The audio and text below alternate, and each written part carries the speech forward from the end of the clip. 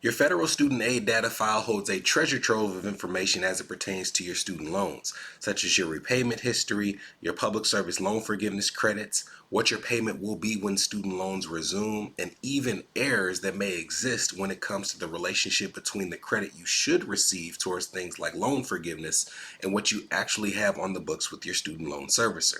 In this episode, we start the process of walking you through that file so you can understand how it works and how you can use it to get that much closer to having your student loans forgiven, reduced, reorganized, or expedited.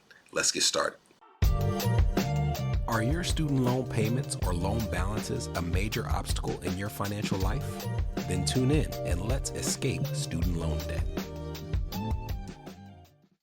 Hello, my name is Brenton Harrison of Escape Student Loan Debt and your host for the Escape Student Loan Debt podcast. We don't have a long episode for you today because what I'm going to ask you to do in this episode might in some cases take you a few days to complete. I don't want to give you too many tasks and overload you to the point where you don't take care of step one.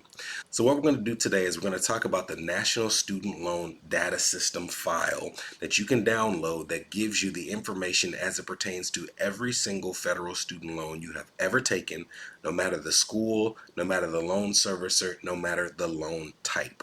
And we've referenced this document in the past, and I've gone through it quickly, but today I want to just get you started with some of the basic information as it pertains to how to download that file, how to locate your current loans and loan balances, and even the payment history that you have on file for that particular loan. Now, the short form for this file is your NSLDS file, and there's only one place you can locate it, and that is on StudentAid.gov. We've talked about in previous episodes how even if you are used to getting all of your student loan information through your current servicer, the Department of Education is pushing student loan borrowers towards the StudentAid.gov website because over the course of the next few years, they are going to consolidate all of your student loan information under that umbrella so that the most accurate information that you can find will always be on studentaid.gov. If you don't already have a username on this site, the first step is to go to studentaid.gov and register for a profile. It's going to ask you for all of your identifying information, your current address, your current phone number, but also your social security number. And your social security number is what they're going to use to go into the Department of Education files and match up your loan history documents with that social security number. So that's why it's going to take a few days. If you don't have an account already, you can register for a username today, but you will not be able to see all of your loan information until that file is connected, which can take a few business days.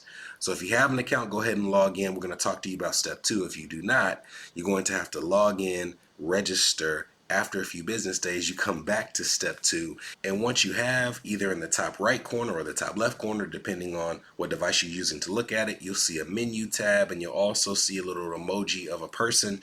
You can click on that emoji and there's going to be something that says either My Profile or My Aid. And you're going to click on that My Aid button and it will pull you to a dashboard.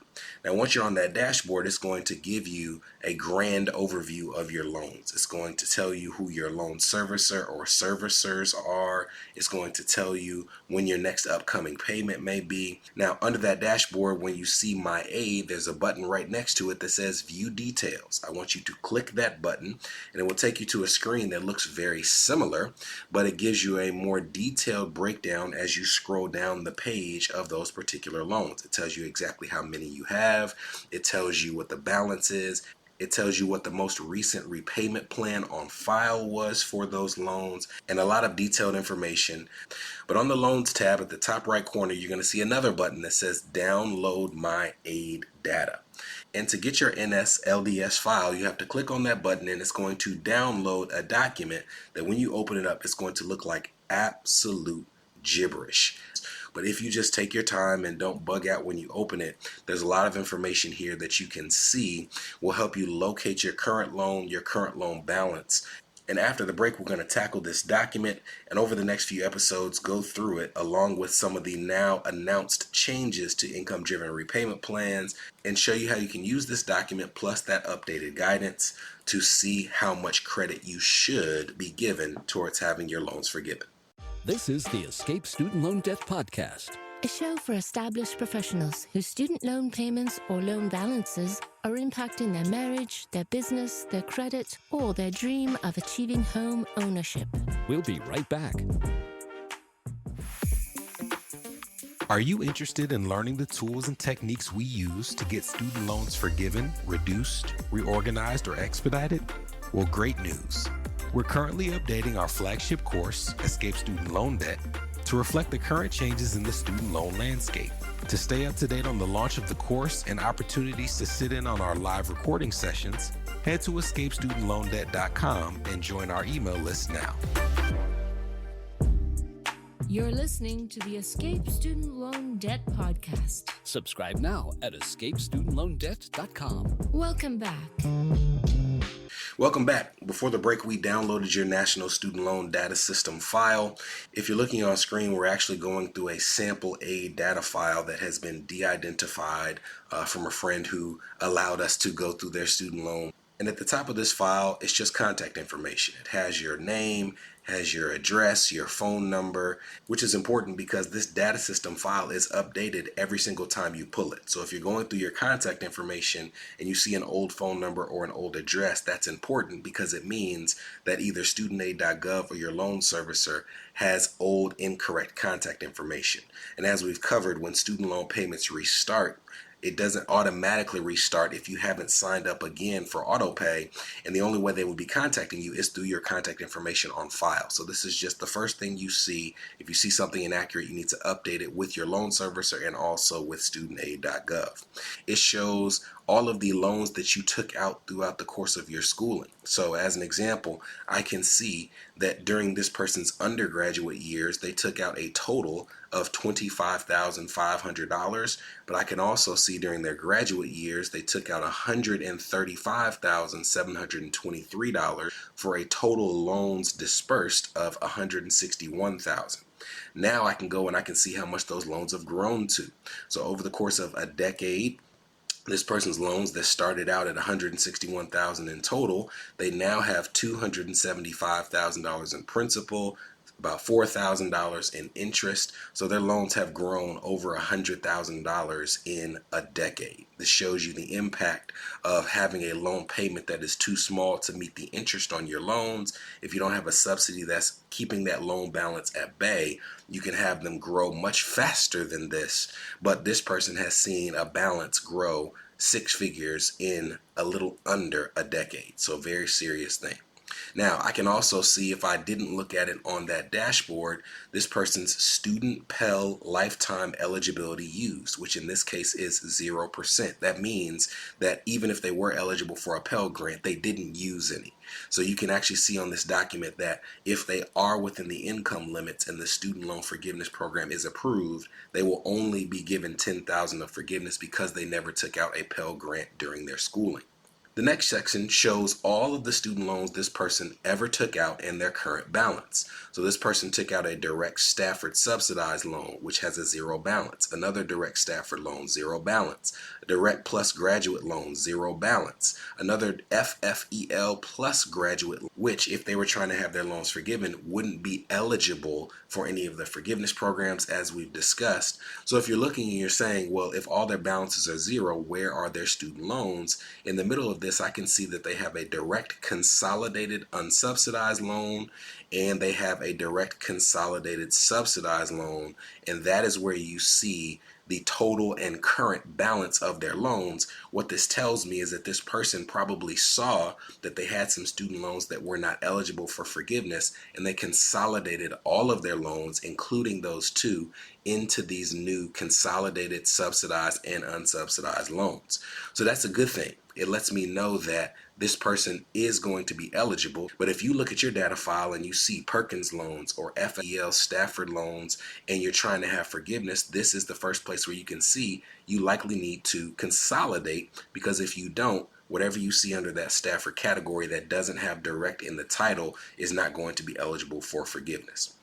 Now that we've seen where their loans are located, we have to scroll through the history of every single one of these loans, and that is the bulk of these documents. And you can see the loan status, and you can also see the repayment history for each of those loans, even the ones that have been consolidated. And this is key to letting you know what you might be eligible for when it comes to credit, so that you can line it up with what your loan servicer has on file. And as you go through these details, you can see things like when this loan was taken out. You can see when the repayment period began. You can see the actual loan that was taken out originally. This loan was about $42,000. Its current principal, because it was consolidated, is $0. And you can even, if this person is pursuing public service loan forgiveness, see the public service loan forgiveness credits that have been assigned to this particular loan. But as you go under that section, you can see the total history before it was consolidated. And you start at the bottom, you see all of these dates. For example, it tells you a loan status description where the loan was originated. This loan was originated in July of 2012. And then the next status it says is that it went into grace period in April of 2013. That lets me know that this person probably graduated in the spring of 2013 and they had a 6-month grace period. And I can see that because while the grace period started in April of 2013, the next status change shows it shifting to in repayment exactly 6 months later in October of 2013. So they started repayment in October. It was in forbearance in December, which lets me know that they probably paid 1 month's payment, said I can't handle this, and requested a forbearance from their student loan servicer. And their student loan servicer put them in forbearance from December of 2013 all the way to December of 2015, where it goes to in repayment again. Now, what's interesting about this is we've talked about the fact that for forbearance, your student loan servicer is not supposed to let you be in forbearance for more than 12 months consecutively. So I'm looking at this file and I can see that this person was in forbearance for 24 months in a row, which is not supposed to happen. The rule is 12 months consecutively, 36 months cumulatively. So that extra year that this person was not supposed to be allowed to continue forbearance is good for them because they didn't pay, but their student loan servicer has to amend this credit to make sure they give them that extra year. Now I can see that they did the exact same thing again. They went back into repayment in December of that year, and the very next month in January they went back into forbearance, and this one was for 6 months. In July of that year they went back into repayment, and then they went back into forbearance immediately again. So during this stretch, even though they're in forbearance off and on, that's how it's supposed to work. They give you forbearance for a certain period of time. Then they say you're out of forbearance. You have to request it again. You're not supposed to be able to go straight through. And that's what this person did up until 2019, where they went back into repayment on August 16th of 2019. And on August 23rd, 6 days later, you can see the status changed to non-defaulted, paid in full through consolidation loan. So this person went off and on into forbearance, never really had a period where they paid their loans. And when it came time to pay their loans, they just consolidated them, which tells me that they're saying, now that I'm about to start paying, I want to make sure that I'm getting credit every month towards forgiveness. And the only way they could do that is to make sure that those Stafford loans were lumped in with their direct loans through a consolidation loan. Now this person, now that they've seen their payment history for their old loans, they scroll all the way down this document and they keep scrolling, keep scrolling, keep scrolling, keep scrolling. It's a long scroll because they had so many loans, but eventually they're going to get down towards the bottom of the page and they're going to find their direct consolidated unsubsidized loan and their direct consolidated subsidized loan, which have their current balance. And in the next episode, we're going to start here with this student loan data system file showing you what they have for what you currently owe, including public service loan forgiveness, and how this will apply to the newly updated rules for income-driven repayment plan. See you then.